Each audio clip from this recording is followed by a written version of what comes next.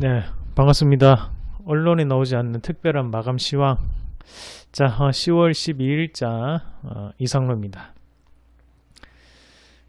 참, 오늘 시장은 그래도 모처럼 만에 반등이 조금 나타나면서 사실 저도 기분이 상당히 좋더라고요. 그래서 또 어제 우리가 함께 시장 마감을 보고 난 다음에 어제 제가 이제 브리핑 했던 게 마감 시황에서 그래도 이제 반대 매매가 나올 수 있고 그리고 또 반등이 좀 강하게 올라올 수 있다라고 했는데 다행히 저희 기도가 먹혔는지 반등이 이루어졌습니다. 그래서 예상대로 이루어져서 상당히 다행이라고 생각했고, 사실 그 오늘까지 빠져버리면 이제 상당히 뭐랄까 이제 공포심리도 공포심리지만 우리 투자 심리가 상당히 위축되거든요. 근데 다행히 반등에 성공을 해서 긍정적인 마감이 연출됐기 때문에 우리가 주말을 좀 더 편하게 보낼 수 있는 계기가 되었다, 그렇게 볼 수 있겠고요. 지금 오늘 조금 특징적으로 우리가 좀 보실 필요가 있는 게, 일단 코스피 그리고 코스닥의 전반적인 종목군들이 대부분 다 상승을 했습니다. 그래서 코스피에서도 삼성전자, 전기전자 업종, SK하이닉스가 다시 한번 또 크게 반등을 하면서 그래도 역시 믿을 것은 전기전자구나 라는 얘기가 나올 수 있는 정도로 올랐고, 코스닥에서도 바이오주들이 오늘 반등이 상당히 강했거든요. 그러면서 신라젠이라든지 신라젠 여러 번 말씀드렸죠. 자, 그리고 HLB 이런 종목군들이 오늘 상승을 좀 이끌었습니다. 여기까지 내용들은 여러분들도 충분히 아실 부분이고 우리가 환율 잠깐만 짚고 넘어가도록 하겠습니다. 자, 환율이 전일일 건데 전일이 1144원을 찍었고 금일 같은 경우에 다시 한번 더 지금 포인트 자체가 1132원까지 내려왔어요. 그래서 일단은 1132원까지 환율이 내려왔다는 것은 환율은 조금 소강 상황으로 조금 접어들었다. 1132원이면 여기거든요. 그러나 다시 한번 더 여기가 이제 과매수가 조금 됐죠. 과열된 양상을 좀 나타냈던 구간이라고 본다면 하루 만에 그래도 어느 정도 안정권력을 조금 찾아가는 모습이다, 그렇게 우리가 평가를 할 수 있겠고요. 그리고 또 한 가지가 바로 미국의 국채금리인데, 요거는 전일 거예요. 전일 11일까지 국채금리가 3.15%, 그리고 10년물이, 그리고 30년물, 이 두 가지를 장기 국채금리라고 한다 말씀드렸습니다. 이 30년물 같은 경우에는 지금 3.33으로 끝났었는데, 자, 금일 같은 경우에 잠깐 한번 같이 보시면 금일 미국의 국채금리가 지금 3.17%, 그리고 30년물짜리가 지금 얼마냐면 3.34거든요. 그러면 전일보다 조금 올랐어요. 근데 조금 많이 올랐, 0.5%면 꽤 올랐는 겁니다. 사실 금리 같은 경우에 큰 변화 자체를 많이 두지 않습니다. 근데 저만큼씩 올랐다는 것은 변화가 조금 크게 나타나고 있다라고 보는 게 맞습니다. 자, 그러면 결국에는 이제 제가 환율과 그리고 금리 이 두 가지가 제일 중요하다 말씀드렸는데, 환율은 조금 잡혔어요. 근데 금리가 여전히 지금 아직까지 안정된 모습이 아니기 때문에 월요일 시장에서도 이렇게 오늘처럼 이런 좋은 모습이 나타나면 물론 좋지만 여기서 조금에 대한 걸림돌 자체가 바로 수급적인 부분으로 조금 나타날 수 있다는 부분도 말씀을 조금 드리도록 하겠습니다. 자, 금일 반등은 이렇게 상승하는데 안 좋아하시는 분 있겠습니까? 다 기분 좋은 일이고, 다만 우리가 조금 보셔야 되는 것은 금일 시장에서 환율과 그리고 금리 자체를 좀 더 항상 눈여겨보셔야 된다. 언론에서는 또 오늘 또 그 부분을 또 안 짚었거든요. 한데 우리 개인 투자자들은 항상 그걸 꼭 염두에 두셔야 돼요. 외국인들 입장에서, 돈이 큰 사람들 입장에서는 방향성 자체가 안 정해지면 일단 절단입니다. 방향성이 어느 정도는 정해져야지만 마음 놓고 투자를 할 수 있거든요. 우리가 지금 현재 그렇잖아요. 정부에 대한 정책 자체가 들어서면 우리가 그에 따라서 어느 정도의 윤곽 자체를 그려나갈 수 있다는 거죠.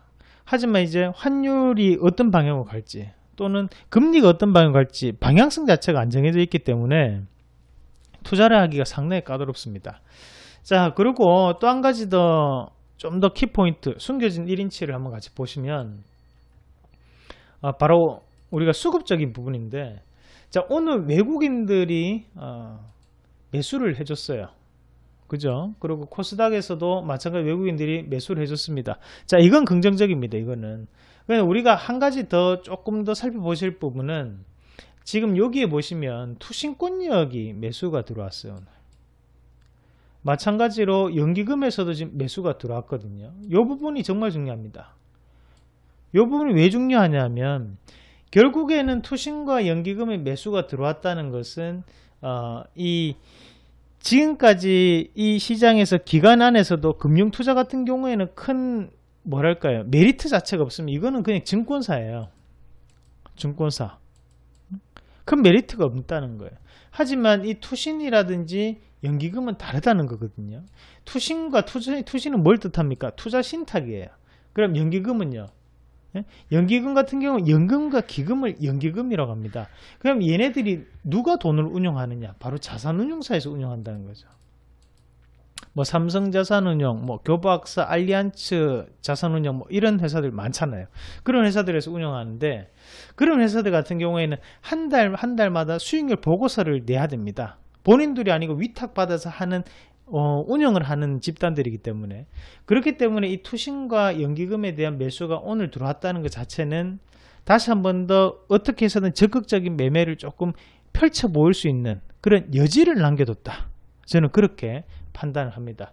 자, 그리고 이제 코스닥에서는 그 부분이 조금 아쉬웠죠. 투신이 오늘 매도를 했기 때문에 리스크 관리가 조금 들어갔던 부분이 아닌가, 그렇게 보는 거고, 대신 연기금 매수 자체는 긍정적으로 볼 수 있습니다.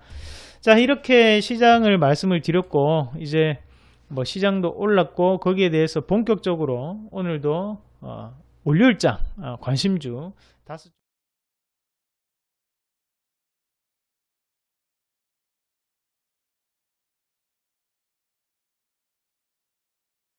종목 말씀을 드릴 텐데요. 자, 한번 같이 보도록 하겠습니다. 우선 같이 보실 종목이 신라젠 한번 같이 보겠습니다. 자, 신라젠이 오늘 12% 상승을 했는데, 지금 100, 400에 대한 얘기 계속 나오죠. 제가 이 신라젠을 9월 달에 말씀드릴 때 어떤 부분을 강조했습니까? 이 대표이사하고 저하고 한 달이 건너서 아는 분이라 말씀드렸었는데, 뭐 지금 뉴스 꾸준히 나오죠. 뭐 삼성에 대해서 가능성이 상당히 높다, 뭐 그런 말들 나오는데요. 뭐 그렇습니다. 이 대표이사 입장에서는 안 된다라고 말하진 않거든요. 그런데 그분의 이제 뭐랄까 인성이라든지 성격상 좀 더 긍정적으로 바라볼 수 있는 그런 관점은 꾸준히 우리가 유지를 할 필요가 있다. 그렇게 좀 보는 시각이고요. 그래서 지금 제 같은 경우에도 신라젠 같은 경우에는 우리가 다른 바이오주도 물론 괜찮지만 그 중에서도 신라젠은 좀 눈여겨보셔야 돼요. 그래서 제가 이거를 별표 3개를 드렸어요. 여전히 별표 3개 유지합니다. 이 기업이 앞으로도 주가에 대한 변화가 좀 더 탄력 있게 나타날 수 있다 라는 부분, 그렇게 좀 말씀을 좀 드리도록 하겠습니다. 이 신라젠이 사실 장외 주식 시장에서도 상당한 이슈였거든요. 그래서 소위 우스갯소리로 지금 보면 치과 원장들이나 아니면 병원 원장들이 상당히 많이 들고 있어요. 그때 이제 보험사 직원들이 이 장외 주식에 대한 판매를 할 때 이 신라젠을 상당히 많이 팔았고, 그러면서 이제 이런 원장들이 많이 보유를 하고 있는 것이 또 이 종목입니다. 그래서 이 신라젠은 우리가 조금 더 긍정적인 관점으로 바라보실 필요가 있겠고요. 그래서 월요일장에서도 이 상승 랠리가 좀 더 이어지지 않을까, 그렇게 판단해서 말씀을 드리도록 하겠습니다.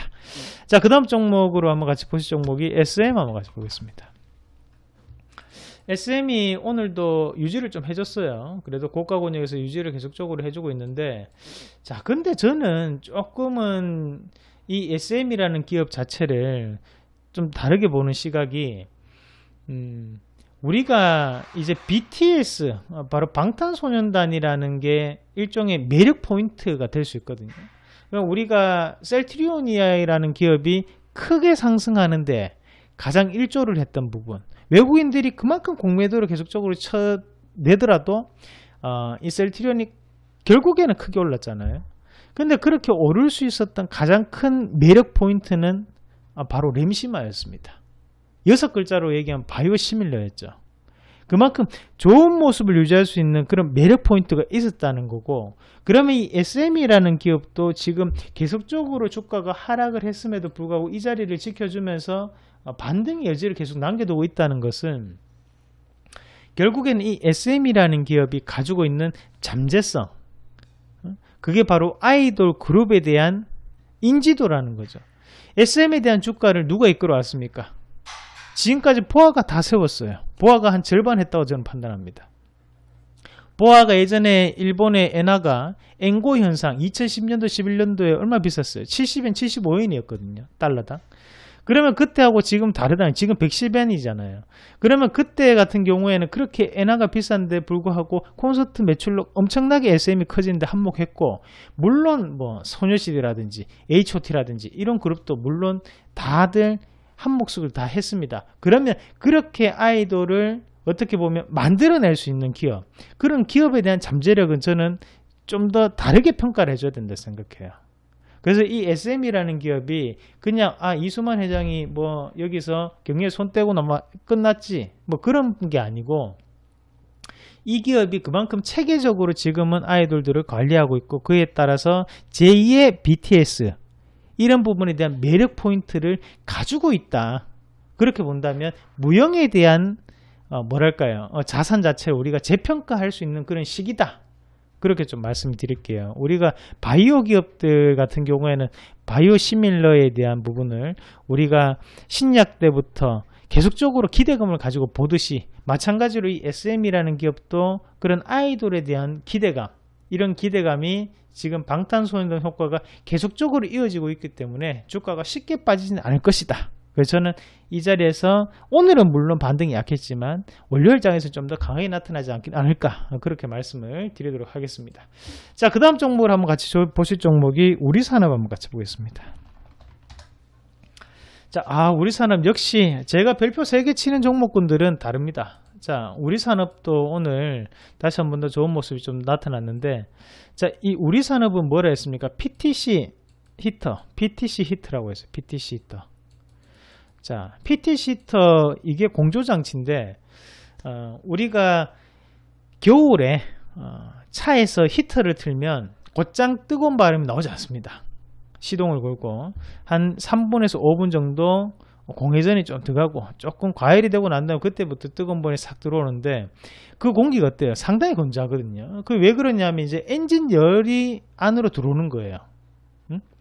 근데 그 엔진 열을 이렇게 우리 히터로 바꿔주는 역할을 하는 것을 우리가 공조장치라고 하고, 그것을 만들어내는 기업이 바로 이 우리산업입니다. 우리산업이 전세계 점유율 1, 2에서 2위 정도를 하고 있는 기업인데, 이 우리산업 같은 경우에는 전기차, 뭐 수소차, 뭐 현재 휘발유, 경유차 할 것 없이 가장 핵심적인 그 공조장치를 납품하고 있는 기업이라고 보시면 돼요.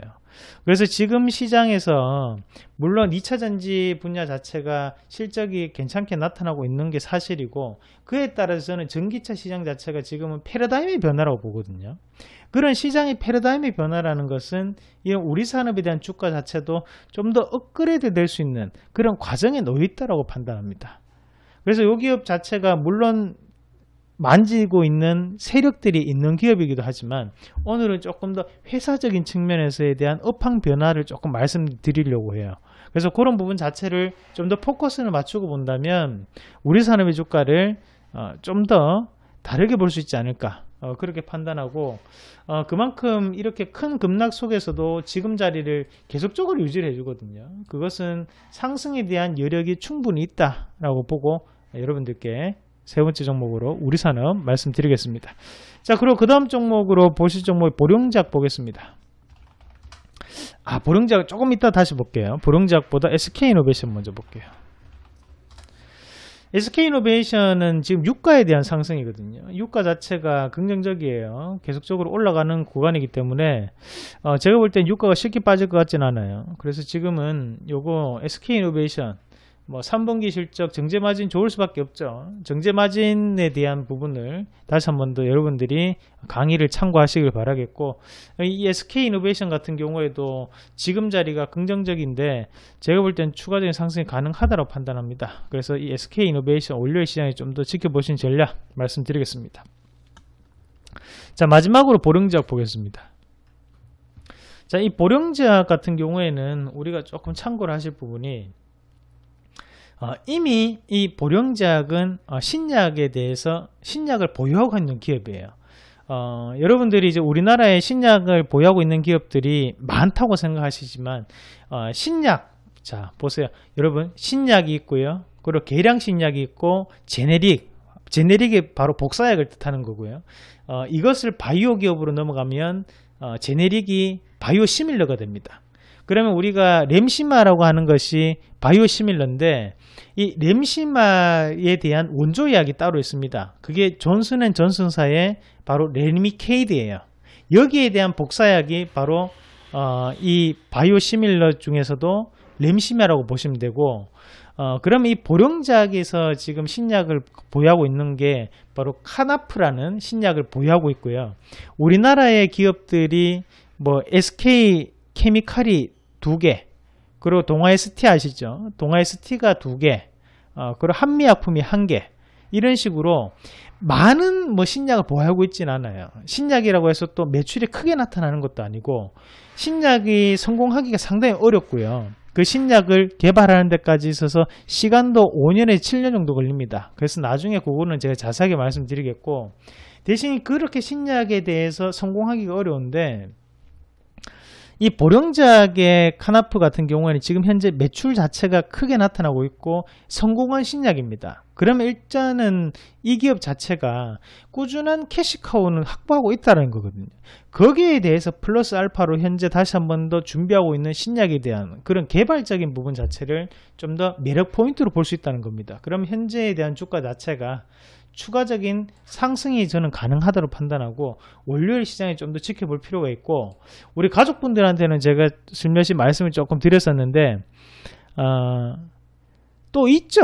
뭐 이유가 있지만 뭐 이런 공개적인 부분에서 말씀을 드리기는 상당히 곤란한 부분이 있습니다. 그래서 그런 부분이 있다는 거. 그래서 나중에 강연이라든지 따로 뭐 상담 문의라든지 가입 문의를 주시면 그 부분에 대해 자세하게 말씀을 함께 뭐 나눌 수 있는 그런 가능성을 말씀을 좀 드리도록 하겠고, 그래서 오늘 말씀드렸던 5가지 종목 지켜보시면서 월요일장에서도 한번 이겨내 보시길 바라겠습니다. 여러분들이 즐겁게 주식을 해야지만 우리가 또 월요일장에서도 즐겁게 또 시장을 바라볼 수 있는 거고요. 제가 거기에 대해서 도움을 많이 드렸으면 좋겠습니다. 자, 이번 주 한 주 정말 고생 많으셨고 주말 잘 보내시고요.